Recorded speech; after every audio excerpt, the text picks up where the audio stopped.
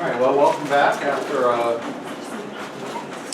long regular meeting. We're now in our study session. So tonight we have our scheduled reports on performance measures 1.2, kindergarten preparedness, 1.3, third grade reading, and 1.5, fifth grade math. So with that, I'm done, and I'll turn it over to Brandon.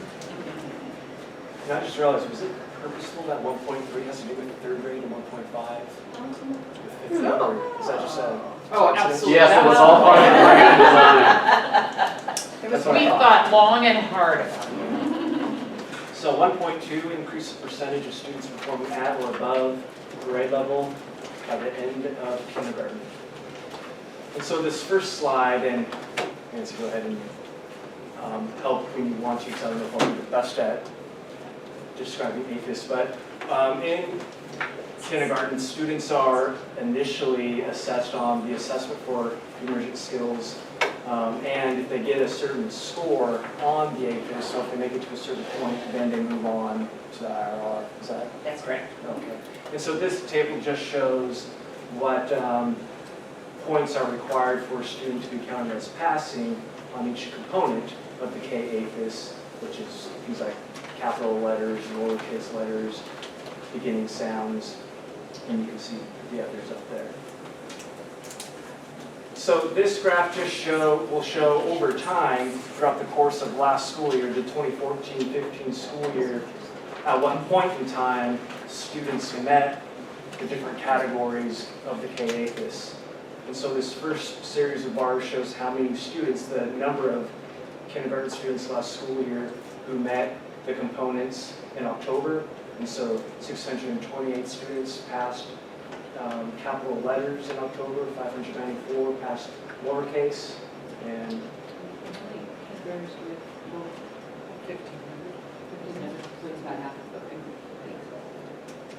so adding in December, so 577 additional students on top of the 628 from October went on to meet in December, and then so on down through the categories. And then in March, an additional 149 students that had not met in October or December did eventually meet those standards for capital letters in March. And then going down to the spelling inventory, an additional 190 in March.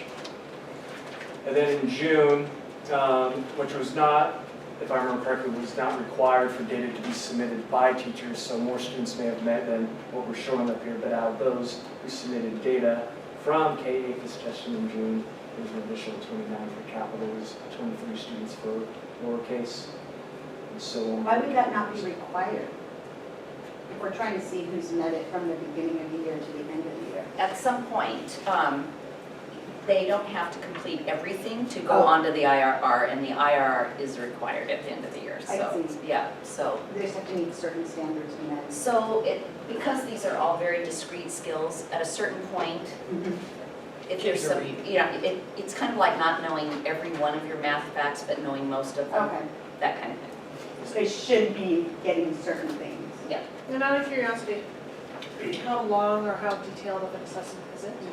It's an individual assessment, and so, the first part, it's, they're really just identifying things, so they're very short, and they're given, over a period of time, so it's not like sit down for a long time and do all of this, it's in chunks, Okay. and, It could be woven into the yeah. little center time. exactly, Okay. exactly, All yeah. right, thank you.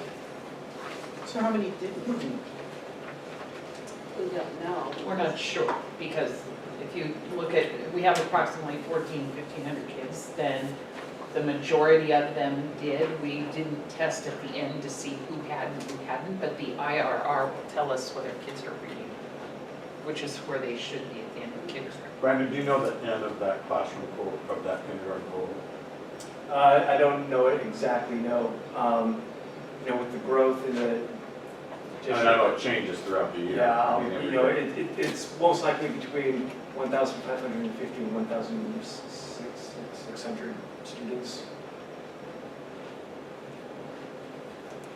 All right, and so after a teacher sees that a student is ready for the individualized reading record, they provide that assessment, and this shows what levels on the IRR are required to be considered at or below standard.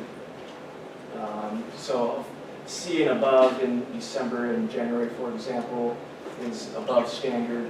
A or B is at standard, and below an A is below standard.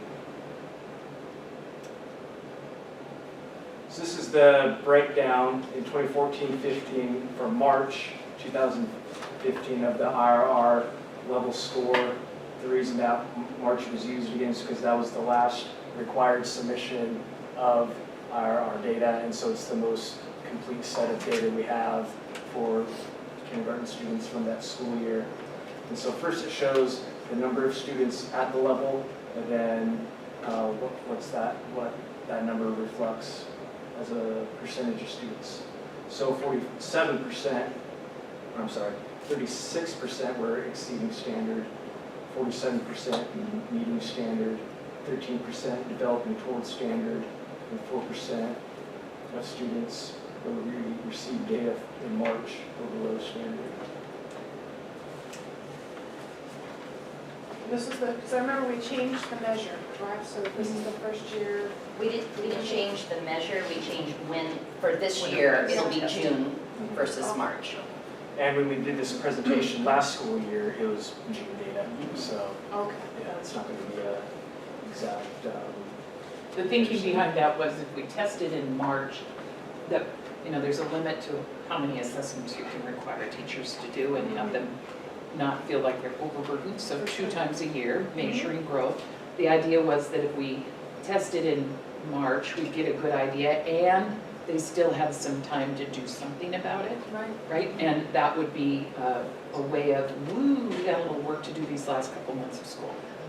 What ended up occurring was the teachers gave us feedback. They said, we really want them at the end of the year. We know who's struggling and who isn't, and we want to make sure that we get credit for our growth goals, because if they're being assessed on their student growth goal and they have to give the March score, what they say to their principal is, I've got 2 more months, let me do it, right? So that's why we moved it back to June. Most of the other charts will be of this style, so let me take just a minute to help show how to interpret this style of chart. And so this is kindergarten March IRR by gender, female, male. Numbers in parentheses is the group size. So you see in March we got about 1,300 IRR results back. There may have been more students that ended up doing an IRR by June, but again, the data wasn't required to be entered. These are level scores, 1, 2, 3, 4. Number of kids who are in that level score. Then we got percentage on the axis over here.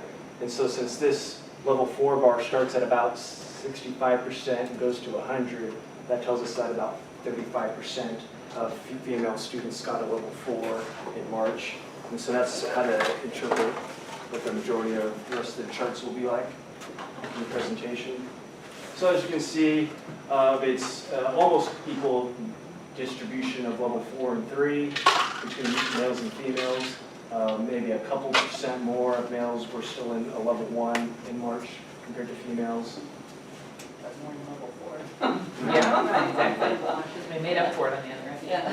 And so here it is by special education, students not special education to the left there, students who were on the IEP in their kindergarten year on the right.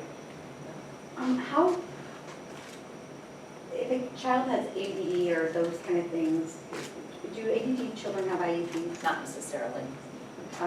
More awful. They could have nothing. They could have a 504, Okay. or if there are be educational undiagnosed. implications. Is it more common that kids get put on under this classification as they move further in their education, like things get noticed? Or is it more common that they're placed in special education at the beginning? I would say you have the students who are coming up from preschool who are already in the system through Child Find for developmental disabilities, and then you have students who, due to the fact that it's early learning, and there's a developmental continuum fewer kids are likely, you know, determined to need special education because there hasn't been enough time for there to be a gap significant enough for them to be identified. So typically it's not kindergarten or first grade unless there's some very severe sorts of gaps, or it might be more language-based or something like that. That's why I was wondering why the special ed was so low in level 4, because oftentimes those kids that are, maybe I'm wrong, identified as special eds have a high intellectual, many of them. Oh, that would be too broad to really state. It just seems low, but you're saying that later down the road. Well, some the of way these you kids qualify might- your special education services is it's impacting your learning. And in order to make that case, you have to show that you're delayed in some way. So So some of these kids in the 2 and 1 level may be able to show that case from their scores. Well, anybody who's Later. qualified. anybody has who's shown qualified it. has already I shown mean, it. the other, in the Yes, non, that's I'm true. sorry, in the Yes, non-special. Yes, Yes. yes. That percentage of special education students will grow. A good chunk of those special ed students there would be kids that would cycle up from Swanson or Right. Cottage Lake, Cottage Lake. preschool special needs program. All right, and here's the breakout by ELL. So there's 191 students in the 2014-15 school year who were in the ELL program in kindergarten. With about 12% or so of them getting a level 4 on their March IRR. And by free and reduced lunch, so you can see that the breakout by special education ELL and free and reduced lunch have a very similar breakout. Wait, this, between what?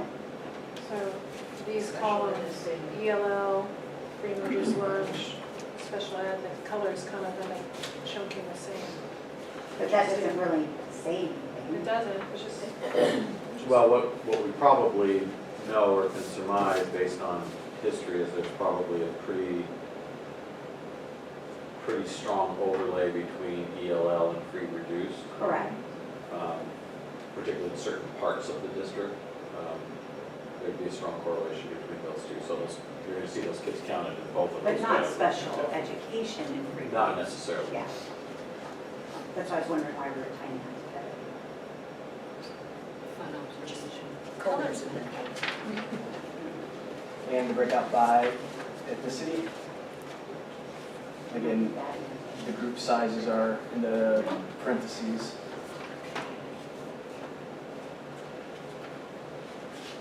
All right, so what we did next, which I don't think we did last year, is we broke it out to look at full-time K versus half-time. And so what this first chart does, there's no IRR data or APHIS data in this chart. This is all just the demographic breakdown so that we can see if those groups are different before we start to look at their data. And so the differences we see is that in full-time K, there's a higher proportion of Asian students, white students, males and females both, because there's slightly more full-time students than half-time students. And I believe I remembered on a later slide to put those two group sizes, but they're within about 50 students of each other. So pretty equal amount of students last year were in full-time versus half-time. And so then you can see with the half-time students, there's more free and reduced lunch, more ELL, and more special education students that were in half-time last And year Latino. compared to full-time. Yep. So I had a question on that. A weird So our one. special ed kindergarten programs that are housed at specific elementary schools, do kids entering those programs also have the choice of full day or half day kindergarten, or are the programs designed? There are half-day programs for special education students because we cannot obligate them to pay. So it has to be equitable for them. So So the that half-day is the, Also contribute to the difference in numbers? would that be the same for ELL? no. Okay. That they could do. All right, so now we get into the actual achievement data. Oh, full-time, here I did it, full-time 683, half-time job. 654. I knew it. So they're within, about 29 of each other. And so as you can see, the full-time kindergarten students had a higher success rate of achieving a level 4 on the March IRR, about 55% of the students compared to just under 30% of the students that were in the halftime program. And then further breaking that out by gender, you see that the group sizes for full-time between female and male were fairly equal, 333 to 350. And amazingly, in halftime, they're exactly equal, 327 females and 327 males, at least that many submitted data for the March IRR. And so you can see, as we saw on the previous slide, when you break it out by gender, it's fairly even, but of course there's a difference between full-time and halftime, because we already saw that. That's a big deal. Mhm. Yep.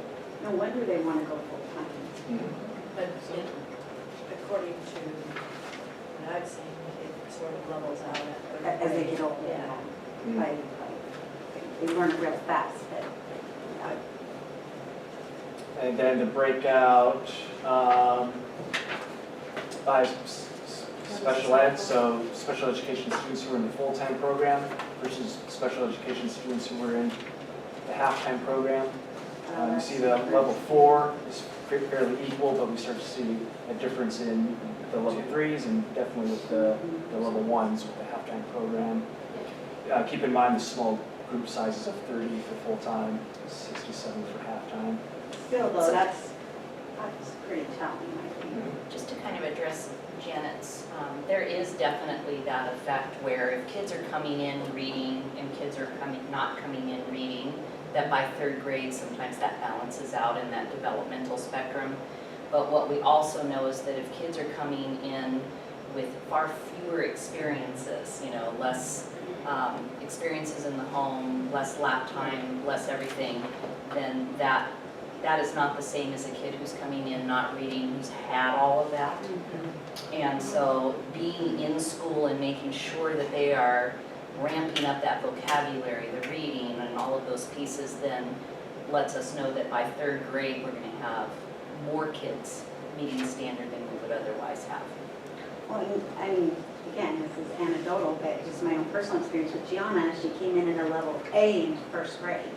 And she was in half day, and she didn't have that time with me. We make no judgment. But you guys caught it, is my point, and she is so far above grade level, she's in the top reading group in our class. She's getting at a U or V in fourth grade. So, Good. yeah, That's great. thank you. I'm serious. Okay, and here's the ELL students full-time versus halftime. 76 ELL students were in the full-time program compared to 115 in the halftime program.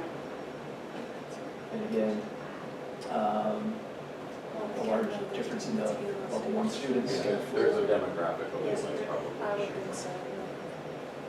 And then free reduced lunch, full-time versus halftime. Again, similar breakout where Yeah, no, and that the matches significant the differences in the those level charts. 1 students. Well, not quite as much. And have this is one in color. Hmm? Oh. It You wouldn't were be my tired, presentation right? if I didn't throw in. In some I'm glad way, we caught it. that's the thing that we're not assessing, right? Kathleen found They mold can out. read it There it is. or they know it, you know. Oh, That's where the Jeez. demographic differences, it seems ELL Hey, students. I just looked up one. Get English. All right, so this next chart is going to end up with bars all over the place. Yay! So I'm going I to love bring it when them you in do this. one by one as an attempt to make it a little easier to decipher. So it's the same idea. Full-time is on the left, halftime for ethnicity is towards the right. So Wait, what? This is the This is the Asian full-time full-time part? students. The left side is full-time, and then you'll get to Asian again, that's half-time. Oh, It's But I guess I'll just worry about like coming in third bias. So that's Alright, all. So that's all the Just full-time like by full-time. ethnicity. And then halftime.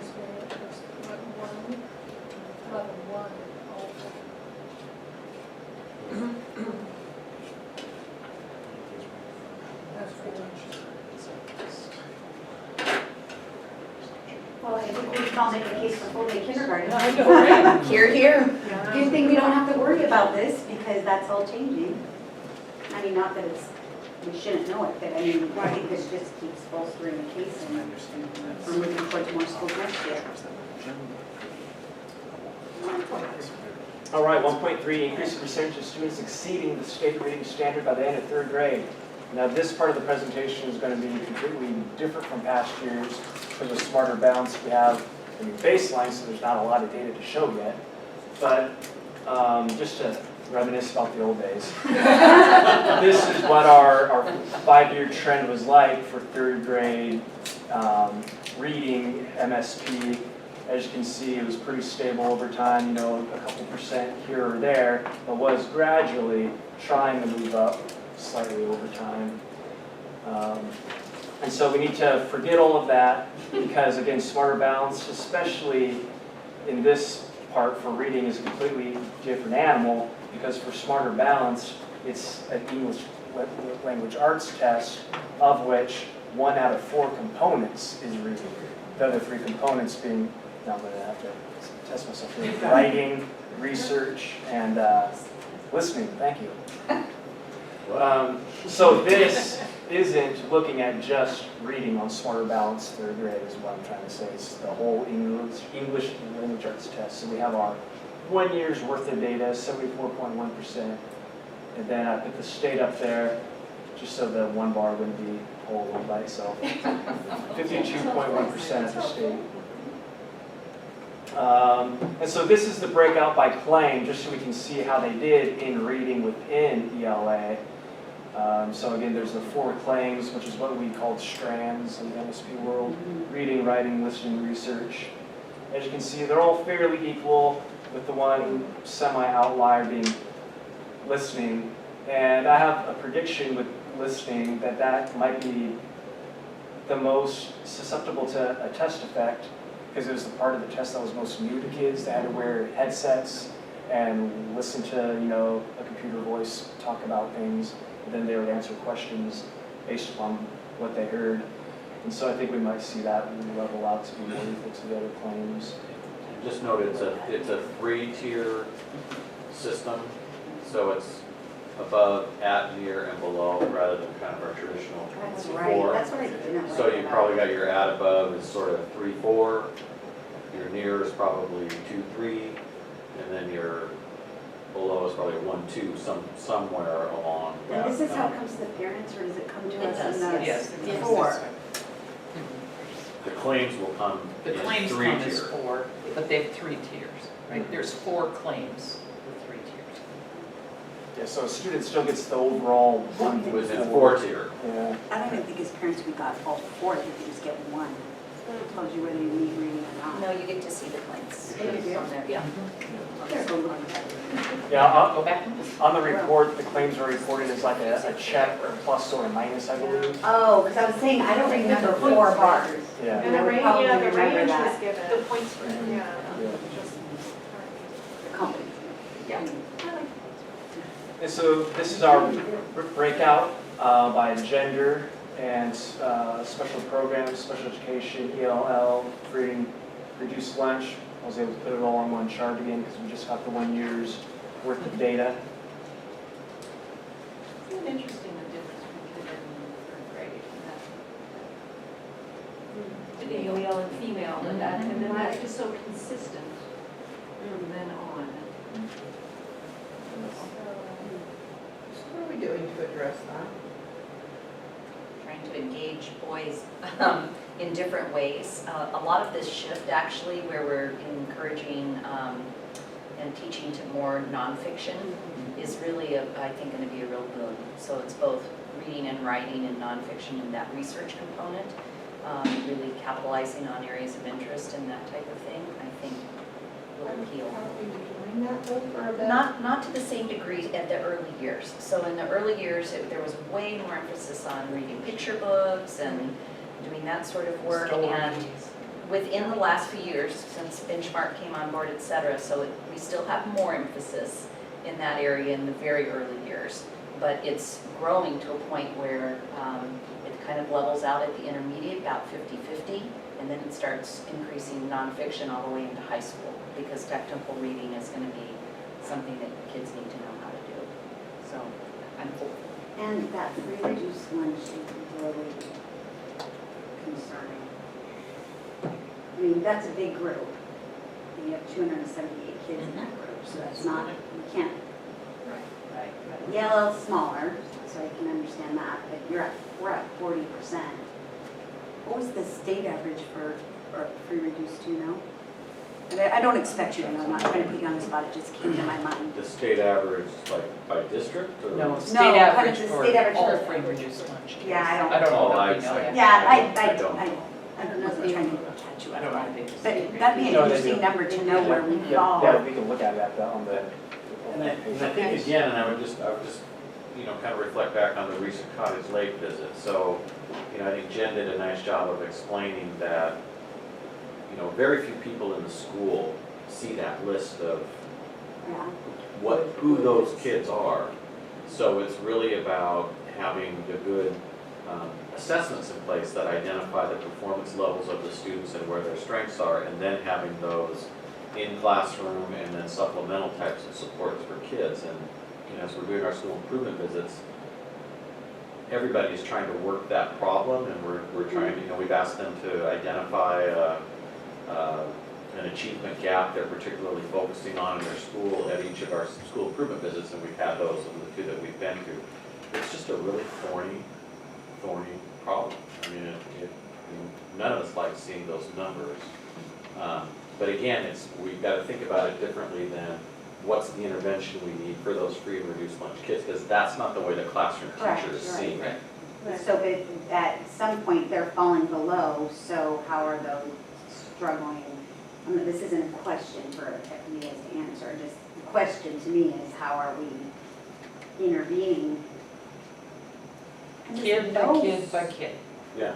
I mean, that's like really, we're doing at Cottage. that's really the answer is regardless of their status, what the teachers need to know is what's the deficit or the problem area, and then they need to know, what do I do about it, right? I can't keep doing the same thing, I have to figure out another way to get that in, and that's where the devil is in the detail. And that's something new that we're doing, or that's a new way that I know we've been trying to address it, but this is maybe a different angle that we're approaching with our teachers? I would say that we are getting increasingly more sophisticated in utilizing the kinds of assessments that give, more descriptive diagnostic information on the student.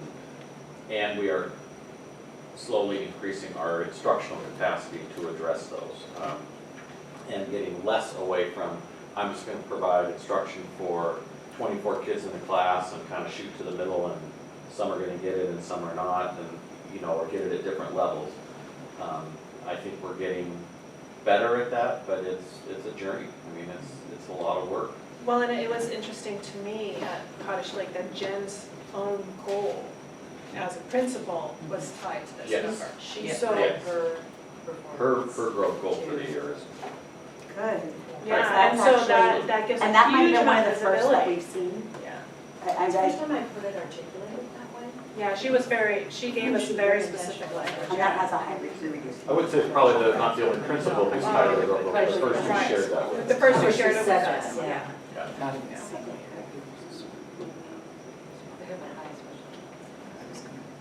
So the final chart for 1.3 is the breakout by ethnicity, which brings us to 1.5.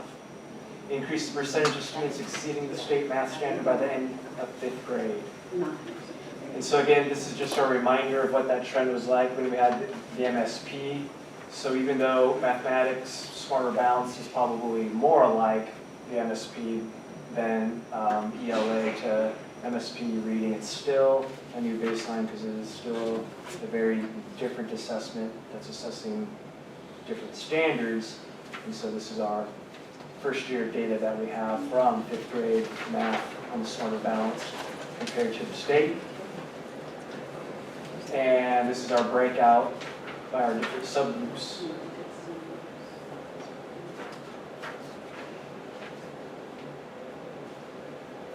And the breakout by ethnicity.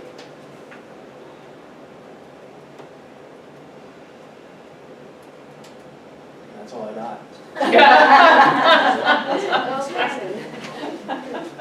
me for a month, so. I'm just Dawn gonna and- put forth something. Unless you want to sit over there in a month. So And Jen, I It's think not that it's great what we're doing Reviewing children's waffles across the table. for the free reduced lunch and for, I guess, struggling learners. And we saw our Hispanic population on the map. That's a pretty big population, and they were a lot lower, you know, and we know all the different factors, but I guess it's hard to sit here a year from now, and I know you guys all feel this way too, so I'm just articulating. It's hard to sit here a year from now and go, oh, we're at this. Next year, oh, we're at this. Next year, oh, we're at this. So it sounds like we're, you know, trying to not do something different, but we're becoming more aware or more we're trying to become more, intentional, we're trying to become more intentional and more intentional. skilled. Yeah, that's a I good mean, way to put it. it's kind of unfortunate that you weren't at Cottage Lake, right? No, I think, because DJ got a new car. yeah, that's right, I'm sorry about that. I think Jen did a really nice job of gently and professionally essentially sharing a story of when you have a school community that has generally been successful or kind of good enough. The leadership challenge and the professional development challenge of moving those teachers to examine their practice and hone and expand their skills in different ways than they've had to do in the past. And so I think she gave a really nice example of a school that's got work to do, for sure. She was very straightforward about that, but how they're approaching that and how they're trying to move that needle of, I need to know this kid at a really detailed level, and I need to be able to intervene at a really detailed level and know the specific skills and strategies that need to be developed in that student. I'll also say that the culture has shifted from, I teach to the middle and the kids that don't fit go elsewhere, right? So that's another big component of, they're not my problem. I teach to the middle and you're not getting it, so you're gonna go down the hall and she's gonna teach you. And that's not the model any longer. It's in addition to.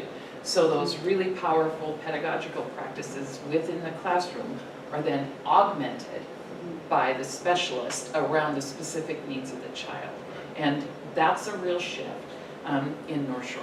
And that was so evident when we were visiting the classroom. Yes. And really just in the, you know, I'm thinking of other schools that we visited, where the work that they're doing about identifying what their beliefs are, and then moving on from there, beginning PBIS stuff, right? Yeah. So that's I think that's gonna just be a fundamental change based on that work of acknowledging where you are and where you need to go. So that's pretty exciting to me on that part. I would say as another sort of slow-moving indicator of success, though, when you look at these numbers, as much as some of them remain troubling, way back in the Wayback Machine, when we first got here, our elementary schools all had this laser position, and it was utilized differently in different schools, but it was essentially, Language arts for enrichment and remediation. so in some schools, it was sort of the teacher that the kids would go to, who sort of fell outside the mainstream of the classroom for instruction. Others, it was kind of an instructional coach. I mean, it kind of varied a little bit building to building. But when we had to cut millions of dollars out of the budget because that wasn't a classroom teacher position, that got cut in all of our elementary schools. And about the same time, we started some very intentional curricular and professional development emphasis in the district. And actually, we've seen reading improvement overall Yes. get better. Right.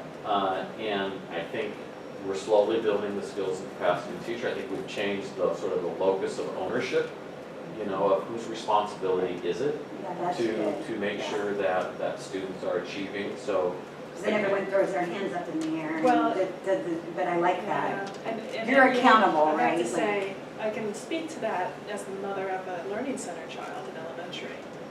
You do, you know, and it wasn't uniform, I would say, across staff, but you could pick it up when it was there. Of course. When it was, oh, okay, let's have this young man go learning center. Right. and Yeah. and The that's other a thing- big cultural change. It is a Yeah. cultural change. The other thing I'd add is when we got here, they were working with a Basil that was 22 years old and everybody read the same story. I mean, it was, if you can't read it, well, that's too bad because that's the story we're teaching today. That's very different than the curriculum we've put in place Yeah. with all the Yeah. materials as well as the strategies to go with. If you've got different needs, you read at a different level, right? And that's in the classroom readers workshop stuff. So there Yes, have been I see that. major shifts. Yeah. And I would also say, if there were, honest to goodness, if there were some place that had a better idea of what to do, I would say it's probably Columbia University at Teachers College, and we've got a bunch of people going there to investigate. They're working in New York City, inner Well, city that's good. schools. From our district? Absolutely, And there's they a huge actually number came here. here. And they came here this summer, they've been here several times now for intermittent training, and it's got a whole plan for that. So they're inner city New York, making a huge difference with gigantic diversity compared to what we have, and we think there's real promise. But it's not the materials, it's the practice. One of the other things we've done this year, and maybe Nancy can speak to this a little bit, is we've redeployed how we utilize our TOSAs. They're now teacher leaders. And so they are, rather than kind of being housed here and then sort of being fanned out to deliver whatever it is we need to deliver, they're in a network of, where they have 4 schools each. Yeah, Jim was. And then they cycle around between those schools and they provide professional development in those schools to meet the needs of what the school identifies their needs as being. And so as I'm out in schools, I was just out in Crystal Springs this morning and talking with May about, it's new, but, she's got a team of teachers and they're struggling with figuring out how to do, small groups in reading or whatever. And they know that they're gonna have their teacher leader in their building in this week, and so teachers queue up and kind of get a schedule for her to come in and demonstrate lessons and work with them during their common planning time on strategies. So it really is trying to provide another, both ongoing as well as sort of just in time, very intentional personal professional development to teachers around. But what we have to do is make it safe and comfortable for them to raise their hand and say, I'm struggling, or I feel like I need some help with this. Like the growth area, like they don't know. Yeah. Yeah, I don't know how to do Yeah, that. for sure. So it's a very different, and I think has a really promising way that we're looking to deliver professional development, or provide professional development resources to schools, rather than sort of, oftentimes when we, the district with the big D, comes in and says, we've got a wonderful thing we want to deliver to you, maybe people see that as meeting their needs and maybe they don't. This is truly about, you tell us, You're giving local control, essentially, to what Their individual. kind of their bottom up Challenges, processing. right? Yeah. So that was only possible because we have a district-wide curriculum and because we have professional development around that, so. It's an It's language been and it's it's been a evolution. long One journey thing at a to time. get to this point, Right. so. Gotcha. And I think it's still making sure that, we're challenging people to identify the right professional development needs, to utilize that resource to the maximum effect. But I think it's really, it's very early, it's a quarter old now. But, But it's getting a lot of great. yeah, the feedback I'm getting as I'm visiting schools is universally positive. Well, I appreciate this dialogue, and I hope you guys appreciate sharing it, because it's helpful to be informed what is, not just seeing the numbers, but what's behind the numbers, right? Absolutely. And just to have this dialogue and know things that we are doing, so when people ask us, or just for my own ability to be able to, sleep tonight, over some of these numbers, I can go, yeah, we're implementing this, this, and this, and we're going to, these are the different ways that we're evolving with it. It's not gonna happen overnight. No. And it's never gonna get all the way where you want it, but Oh, you never. I shouldn't say never, but it would be, it takes time. Incremental gains. Takes time, yeah. Absolutely. And I do Thank think one of the strengths of our district and one of the things that we can continue to do is, I believe sincerely, deeply, that we look at these performance indicators at a much more granular level than many organizations do. So, The schools can tell you the name of the kids. yeah, and when you're a relatively high-performing system like we are, you can say, well, 80% of our kids or 85% of our kids are doing fine, and we peel back that Yeah. onion more than most do, and it sometimes, makes your eyes water a bit, but I think it always keeps it foremost in our minds of how do we continue with half that? That's good to know, because I just assume every district does it like this. Well, that was in that municipal league report about school boards, is one of their big things, make sure you're capturing data and, you know, making decision-making based on data, like apparently a lot of school districts aren't doing this. If you wanted a lot of happy reports to share a lot of sort of 10,000-foot good news, we've got a lot of data that would No, I don't want that that. would point in that direction, so. Oh. We will. I like this kind of data. Yeah. But it does challenge and make you uncomfortable, and I think that's the point. I think one other sea change that I would just throw into the mix, in addition to classroom teachers taking responsibility, and in fact, grade levels taking responsibility for their entire population of kids at that grade level, a big shift that's both in the Danielson model and the Common Core State Standards, and in our practice through gradual release of responsibilities for that cognitive load to be shifted to the kids and the responsibility. So self-assessment, and they're doing the work, not the teacher.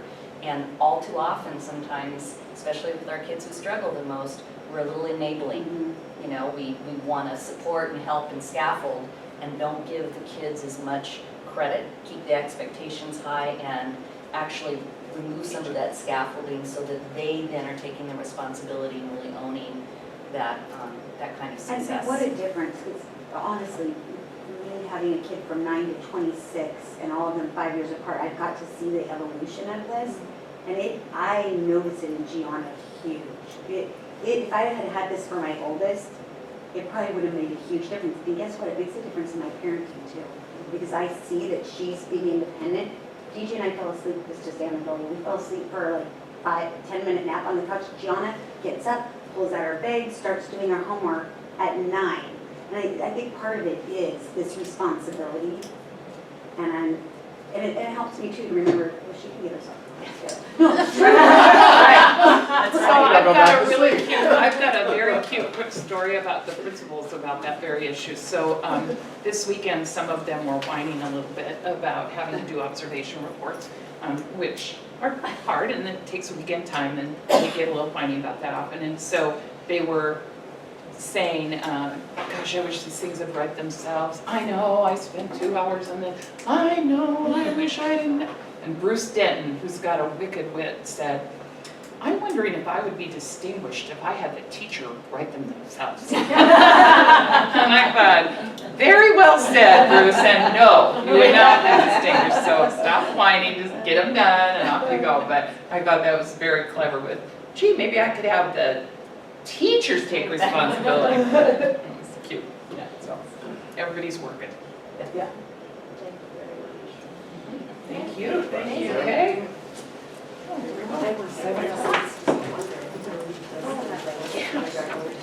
Well, this is it.